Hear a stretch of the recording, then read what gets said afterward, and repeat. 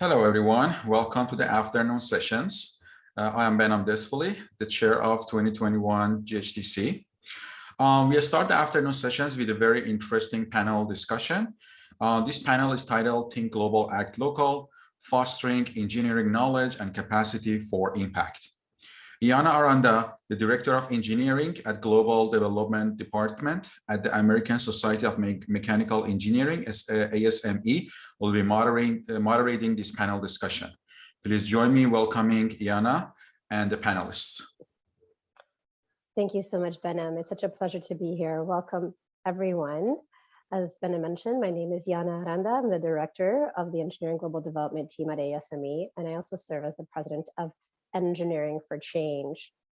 For today's panel, we've assembled 4 stellar Engineering for Change fellows from all continents, representing the 2020 and 2021 cohorts. So joining me today, we have Brandon, Valentina, Abdul, and Nishant, and you'll hear a lot more about them shortly. We thought we would start this panel as a conversation and just to give you a little bit of background on who we are and how we've come to be here. And I'll start a little bit about my personal journey as part of this dialogue, just to give you a sense of who I am. So my background is in mechanical engineering. I graduated from the University of Toronto. And shortly after graduation, I actually secured a position in Memorial Sloan Kettering Cancer Center as an engineering specialist, where I was focusing on research and development of optomechanical, electromechanical, and in vivo imaging hardware for biomedical research. This was an incredible opportunity to really develop unique products, technologies for cancer research.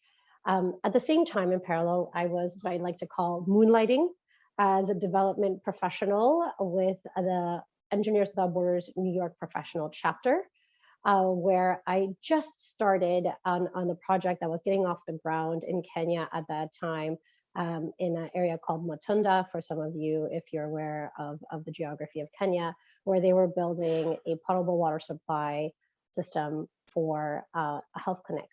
So as part of that experience, I was really becoming aware of both the potential of engineering to deliver credible solutions and build essential infrastructure, but also of the limitations of my own training and my own preparation in order to be able to actually deliver some of the work that was mandated to us. And what I saw was that I ended up not only moonlighting as a development professional, but also teaching myself an informal master's in public health, so that I could develop the kind of monitoring and validation scheme associated with the distribution of this clean water that we were delivering. So I continued to really expand my understanding by actually taking on larger roles or responsibilities at the New York Professional Chapter, and took on the role of the president of that group, where I started to work on projects in addition to East Africa and Southeast Asia, Latin America, and other regions, and also pursued certification in global affairs at NYU, because I really wanted to understand what were more the global forces associated with poverty and really the state of affairs. So at that time, one of the things that also came to me fairly organically was an opportunity to join ASME, as they were at the ground floor of developing and deploying this new exciting initiative of engineering for change, along with IEEE. And they were also building out kind of new emerging sectors that I was well suited for. So I joined the organization at that time and really started to apply my own insights and my understanding of the gaps I saw in this space to the development of this community, this platform, and the products and services that make the portfolio at ASME, where I serve now as the director of the team and developers and the strategy for all of these programs. So that's just a little bit of my background, and you'll see this presented also by our fellows when they start to tell you a little bit about their journeys, but we thought that context would be important in laying the groundwork. So at this point, for those of you who are new to us, you might be wondering, well, what is this engineering for change we're talking about? So if you haven't heard of us before, Engineering for Change was founded by ASME over a decade ago, along with IEEE and other leading engineering associations. We are a knowledge organization, digital platform, and global community of more than 1 million engineers, designers, technologists, development practitioners, and social scientists who are leveraging technology to solve quality of life challenges faced by vulnerable populations. Our perspective cuts across geographies and sectors, including information and communication technology, energy, water, sanitation, habitat, transport, health, and agriculture. This enables us to deliver an ecosystem view of technology for good and convene really diverse technical practitioners. Now, the global megatrends of shifting demographics, digital connectivity, and technological advancement are really reflected in our digital community. Most E4C members are from India, followed closely by the United States, Pakistan, Nigeria, and the Philippines. They're young. Approximately 70% of them are under the age of 35, and they are technically trained as engineers, scientists, architects, and designers, and a significant percent of them are women. What this data tells us is that young, diverse, technically trained people, particularly in emerging markets, are seeking to apply their skills to improve the quality of life in their communities and beyond. And our fellows here today are certainly a true representation of this global trend. Now, our decade-long experience in the social sector also provides a unique vantage point for us relative to the Sustainable Development Goals. The SDGs require high-impact solutions, and to reach them by 2030, we believe it is imperative that we advance collaborative and interdisciplinary research and action, prepare a technical workforce that is equipped to engage effectively everywhere, deliver a systems perspective of the inextricably interlinked challenges, break down information silos, and democratize knowledge. And of course, advocate for the infrastructure and public leadership to drive implementation at scale. This is very much a mission that is shared with the global humanitarian technology community as well, that is assembled here today. Now, to achieve this, at E4C, we're leveraging our unique community, digital platform, and expertise to identify critical research questions and design needs with partners in the social sector. To achieve the research and design objectives determined together with our partners, we assemble and cultivate diverse talent around the globe. We lean on the insights and strategic guidance of our global network of more than 1,000 experts in academia, nonprofit, private sector, and multilateral agencies. And we integrate our research fellows whom we expose to these urgent issues and connect to our networks. During their 6-month tenure, early career engineers and architects develop their technical and soft skills and receive tailored training to execute the mix of human-centered design, scholarly work, private sector market research, policy research, and quantitative and qualitative analysis required to deliver the contextual insights and solutions needed to propel the sector forward. This approach allows us to simultaneously train exceptional rising professionals worldwide, provide a platform for interdisciplinary cooperation, and connect a community of thought leaders and peers from every continent. We firmly believe that this essential human infrastructure is the key to achieving the SDGs and achieving long-lasting impact. Since 2014, our highly competitive annual program has attracted global applicants and continues to grow. To date, we've awarded 136 fellowships from 46 nationalities covering every continent. Today, we've assembled 4 of our 50 incredible fellows from our 2021 cohort, and those 50 were selected from 650 interested candidates from 80 countries. The fellows will be sharing a few examples of the work they did to advance technology for development. This work spans a variety of organizations and geographies, and the overall outcomes are captured in design briefs and annual reports that are available on our website, and the URL is listed here.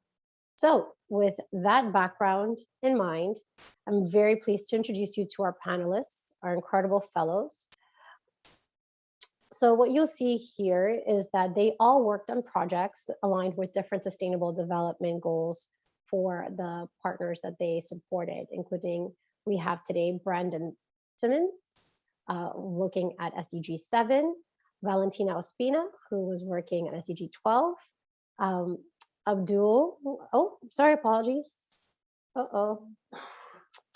Darn it. Excuse me, everyone. My there had a little snafu. Also working, I believe, on SDG disappeared. We'll have to come back to that one. And SDG 3 for Nishant Agarwal. So I'm going to introduce them one by one, but they're really going to introduce themselves with their very unique journeys. So first, we're going to start off with Brandon Simmons, who is a graduate assistant at Villanova University. He graduated from Illinois Tech with a bachelor's in electrical engineering and served in the U.S. Peace Corps in southern Zambia, focusing in agriculture, youth development, HIV education, appropriate technology, and rural solar electrification. I'm going to now turn it over to Brandon to share his story with you.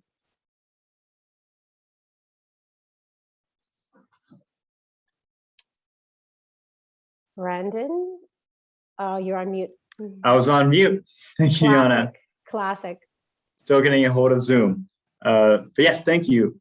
So from 2014 to 2017, I attended Illinois Tech out in Chicago, where I studied electrical engineering. But a large focus of my time was trying to apply my engineering knowledge and education to the environment. And so an integral part of my experience there was part of ESW, Engineers for a Sustainable World, where I started to understand the connection between engineering and the environment, but also within the humanitarian sector, especially here in the US. So driving from that, I had a passion to join the Peace Corps, where I served in Zambia. And within this experience, I found the potential for engineers in the global development. And so looking at solar electrification and appropriate technology, such as peanut butter bicycle grinders. And within that, coming out of that experience, I wanted to continue my education, where I found a program at Villanova University studying sustainable engineering for my master's degree.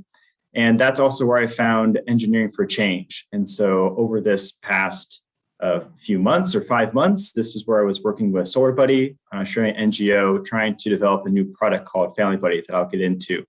My current research at Villanova University is in 2 parts. One of them is with repurposing used Prius batteries for solar home systems in Fiji, as well as looking at trying to create these low-cost rural solar educational hotspots in Cambodia and Laos that can provide educational resources to a variety of schools and systems in those countries with our partners. Next slide, please. So my work with Solar Buddy was really looking at this lofty goal of solving extreme energy poverty. And Solar Buddy focuses on smaller products that are called the Family Buddy and Junior Buddy. That's essentially a small battery with a light that can be given to students to help them for studying, as well as just other low-powered applications. And so there was this goal of, within their whole product line of very much assembly-based and low-cost devices, that they wanted to tackle a solution for families. And one of the biggest issues that we find worldwide, of course, is cooking and clean cooking solutions, where we have 2.8 billion people right now that have this very low access to these very clean options. And the 2 countries that were a primary focus for Solar Buddy was Madagascar and the PNG, where you have such a high amount of their populace that still rely on solid fuels. And within that as well, there's this very large issue with indoor air pollution, when it comes to health problems, as well as, deforestation. And a large part of that also comes down to gender gaps, where women will take a large portion of these negative impacts. And so this was the solution or problem that we're trying to solve within this fellowship. Next slide, please. And so this is where we started to really come up with different ideas about how we could develop this clean cook stove and unit that would also provide lighting and other 12-volt options for families. And so within this, we looked at a lot of stakeholder analysis to conduct feasibility studies with their current partners in various countries to say, what are the needs of the communities? What can the partners give in terms of their own knowledge within how can we integrate this into the market and integrate this into the lifestyles, and also different technical elements of battery types, to looking at what could we procure and what do we have to design in-house. And so within this whole process, there's a large portion that was looking at what are the specification prioritizations, looking at cost, looking at modularity, looking at local manufacturing, and developing a ranking system that could have different stakeholders rank what was most important to them, what they thought was most applicable when looking at this clean cooking solution. And based off of that, giving different prototypes that we can see here on the right, and coming as a collective group to choosing the one that would fit the solution or fit the problem the best. Next slide, please. And so this was the overall solution that was designed throughout the fellowship. And so this family buddy concept that we see here is basically using one resistive element with a lithium iron phosphate battery. But really, a focus of this was the ease of assembly. And so later this year, Solar Buddy hopes to introduce this as a kit for young girls in schools within Kenya and Madagascar to assemble together. And so a large portion of this was how to design around the user for this. Another huge element for Solar Buddy is really looking at that environmental and that sustainability notion of design. What are the materials that we're using? Where can we source them? And so from this design here, we can see bamboo that's used because of their Ghana supplier for bamboo. And also looking at within that assembly process, again, how easy it's going to be assembled. And so this was all designed to be put together and disassembled by one screwdriver. Next slide, please. So some personal takeaways from this experience with this fellowship is that I really understood, the importance of having the stakeholder engagement and analysis to understanding what the issue is, to understanding how they can be more involved in the resiliency of introducing this device within a community. Beyond that, the resiliency is really looking at what is the planned end of life, because we see so often this planned obsolescences. How can things now be repurposed? How can these batteries be reconditioned or put into different kind of applications? And lastly, again, looking at an assembly process around our user of how can we design this for the local community of either assembling, manufacturing, but also local repair so that they gain ownership of these devices. And so that when they use them thoroughly, they know how to maintain them, and they really have their entire usefulness and their entire life cycle is of the utmost benefit. Thank you.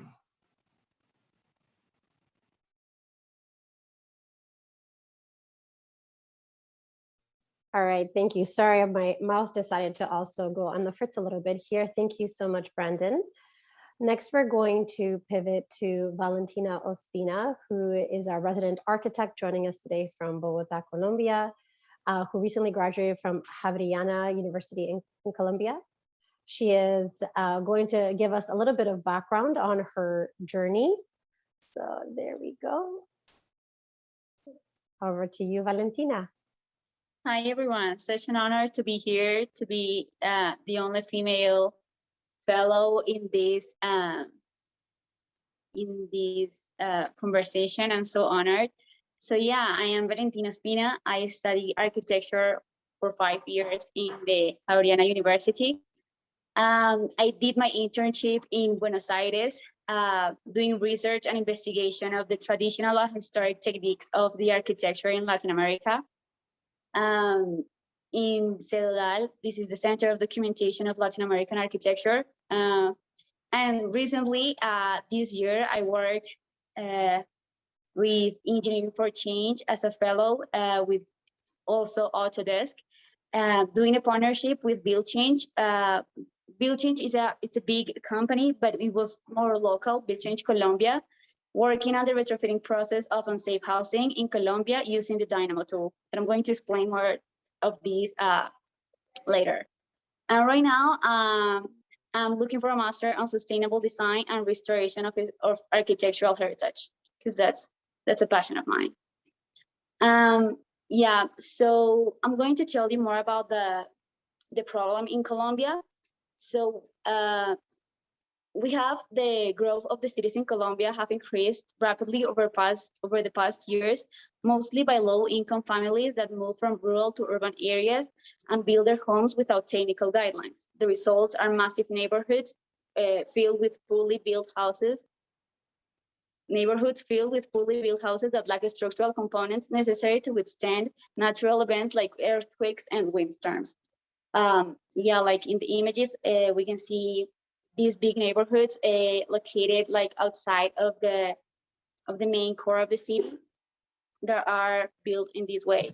So Build change by working together with the Ministry of Housing, government agencies, and building authorities has been an influential leader in the efforts to solve this standard housing crisis through innovation and technology. Build change approach for addressing unsafe housing is retrofitting, which essentially is strengthening an existing building that lacks structural integrity.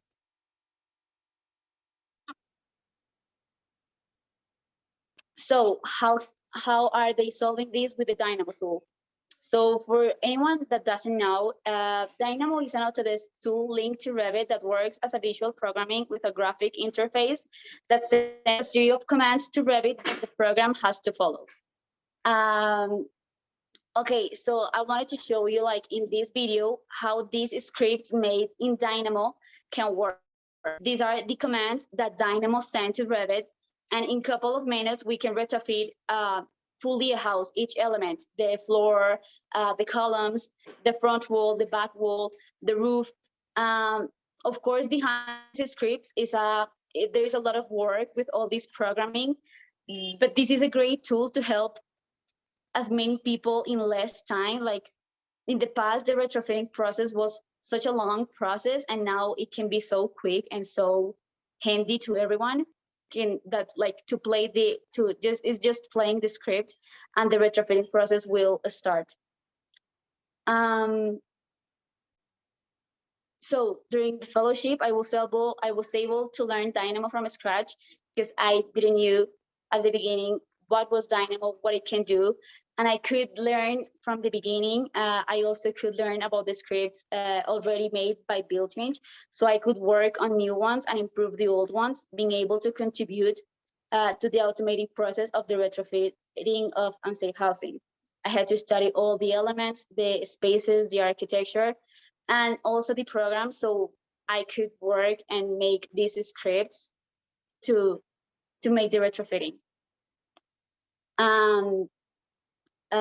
Yeah, for me, it was a great experience. My personal takeaways: first, how the retrofitting process can save time and cost with the Dynamo tool and can help more people in less time. The chance and the opportunity to work in my country, helping the low-income families get their safe houses. I was also super lucky, really lucky to have a partner who was always willing to teach me the tool and make sure I was doing my best. They were always supporting me. And I really appreciate the vocation that E4C is strengthening me and to the other fellows to follow the area of sustainable development in each of our study areas. Thank you so much. Thank you, Valentina. All right, next up we have Abdul Rashid Mussah, who is a graduate assistant at the University of Missouri, specializing in big data, machine learning, and artificial intelligence for transportation engineering applications. So I'm going to turn it over to Abdul. Hi, I am actually really excited to be here. Thank you for the opportunity to talk about my work that I did for this fellowship over the summer with Bridge to Prosperity. But before that, just a bit about myself. So I am originally from Ghana, West Africa, where I earned my bachelor's in civil engineering. And in between the years of 2011 to 2015. So in Ghana, after you're done with your undergrad, you are supposed to do a 1-year national service. So fortunately for me, I worked with the university. I was a program manager and a research assistant for the year 2015 to 2016. I program managed the water resource and environmental sanitation program and water resource and engineering management program. So in 2016, I moved to the US to pursue my master's in transportation engineering at the University of Tennessee in Knoxville.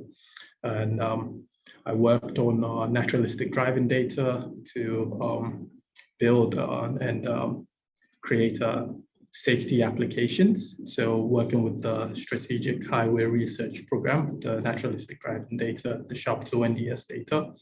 And I worked on other crash data for spatial temporal analysis. I transferred to the University of Missouri in 2019 while I was pursuing my PhD to change my research focus into working with deep learning and artificial intelligence for optimizing transportation systems and also improving transportation safety. And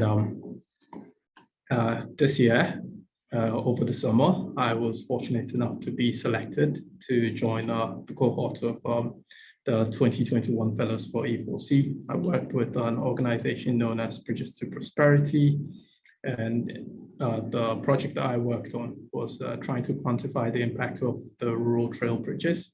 And this covered SDG 1, no poverty, and SDG 11, sustainable cities and communities. Next slide, please. So Bridges to Prosperity, they are an NGO who are invested in solving the last mile problem.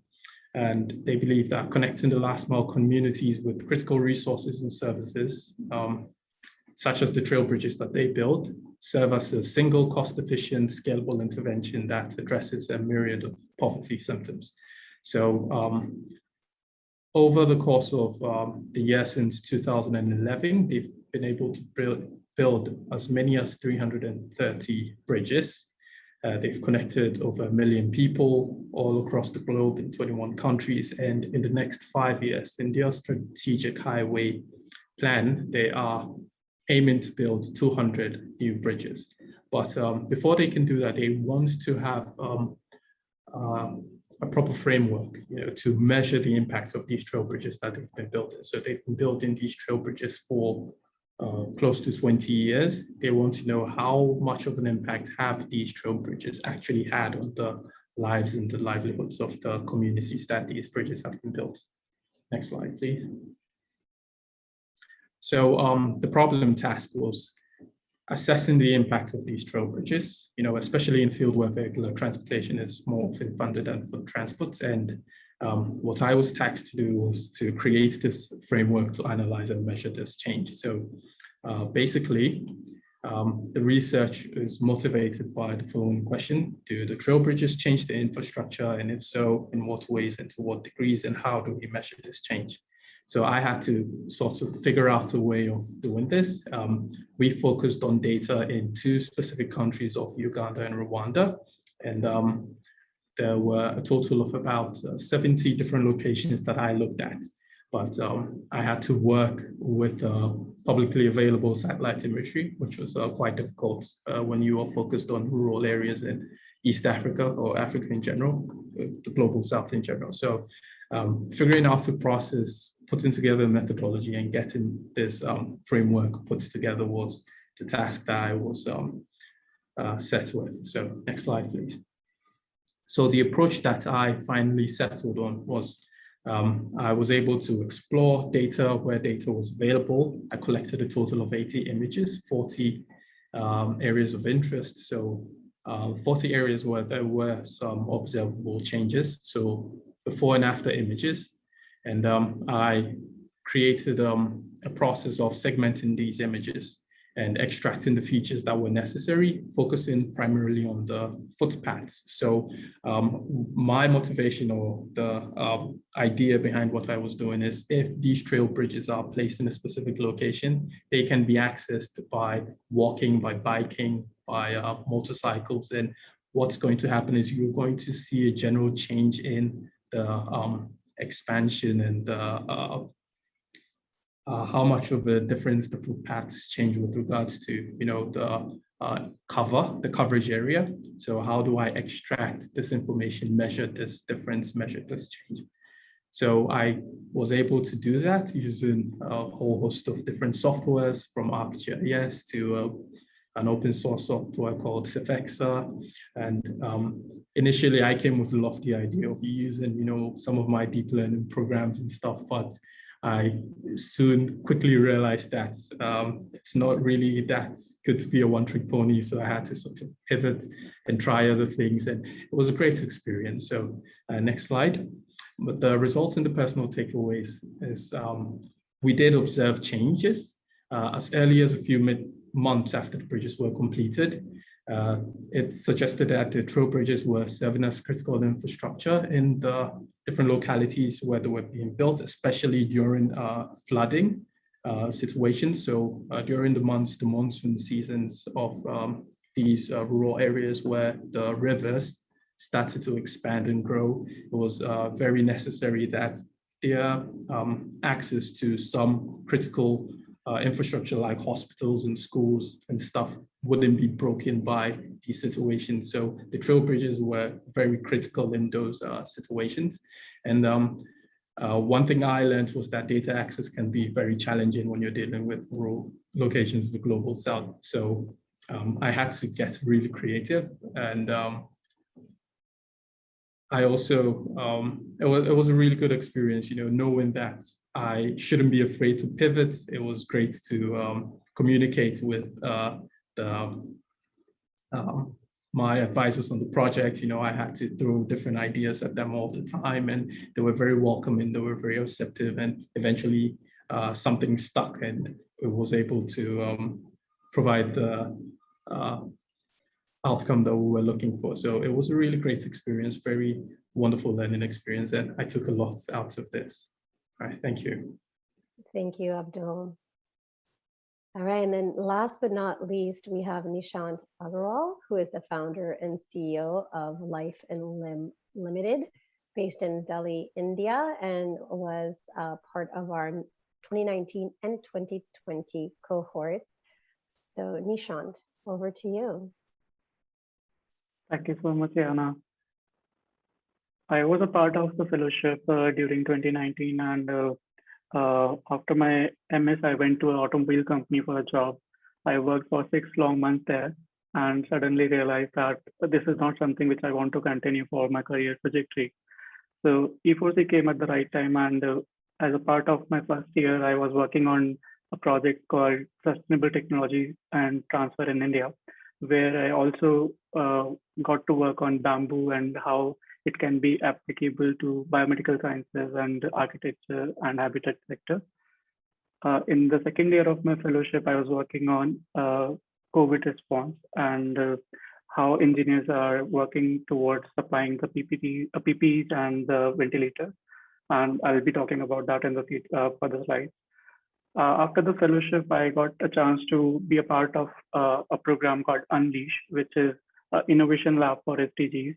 So what they do is they call 1,000 innovators, engineers, researchers in one place, and they ask us to devise a plan or solution in 10 days of time. Although seems impossible, but I learned a lot about how people are connected together to make something feasible and how they're aligned towards a definite or planned SDG. So we made a lot of connections, and we were working in a team. I'm connected to them as of now as well. And then as a part of my experience with E4C and Unleash, I got a chance to form a company which is called Life and Limb Private Limited. It is a prosthetic devices or biomedical devices company where it was founded in August 2020, and we are working on developing affordable, low-cost devices for people in India with high quality and a dedicated team of professionals, clinicians, and engineers who can make the product sustainable enough to reach to the masses. Next slide, please. Talking about my research at E4C project, it was related to COVID response. And during the last year, we have faced a lot of shortage in terms of PPEs and ventilators. There were disturbed supply chains, and the demand for rapid testing and contact tracing apps was the only solution that the government was thinking of.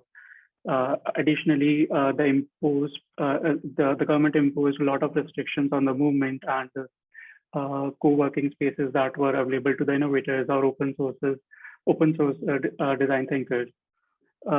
These challenges were collated together to form this report, which was also being forwarded to UN Economic Commission for Africa as a part of the research.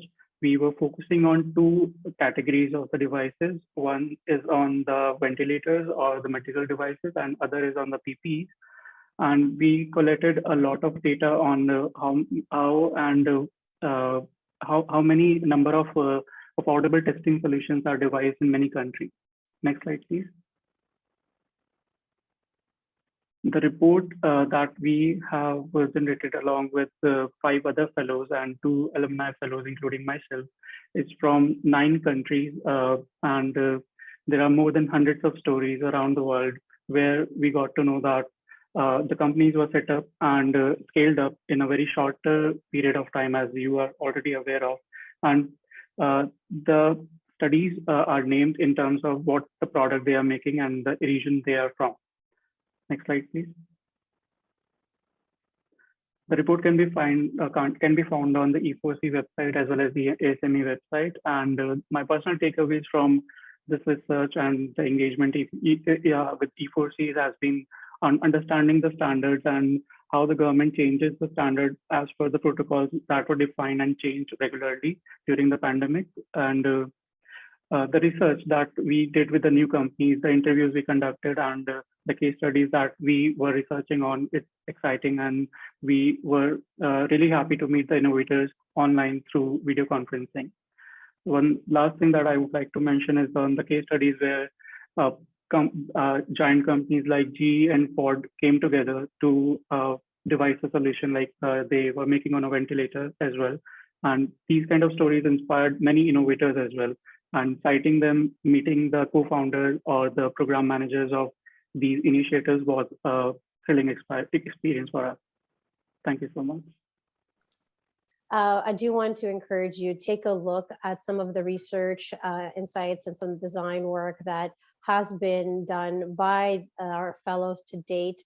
It's all available on the page listed in front of you now, engineeringforchange.org/research. It's all open source, as our entire platform is under Creative Commons license, and you're quite welcome to take a look. And I want to thank you. I want to thank you for your time today, for engaging with us. We are very proud of the work that our fellows have done, and we're very excited to continue collaborating with organizations around the globe. If you're interested in learning more and or want to work with our fellows or have a project in mind, do reach out to us. My email address and our program manager who leads this fellowship are both listed on this slide. And with that, I'd like to thank our panelists. Thank you, Nishant. I believe 3 a.m. in India now. You're going to sleep well tonight. Thank you, Brandon. Yeah, definitely. Yeah. Thank you, Brandon. Thank you, Abdul. And thank you, Valentina, for joining us today. It's been a pleasure reconnecting with you and having this conversation.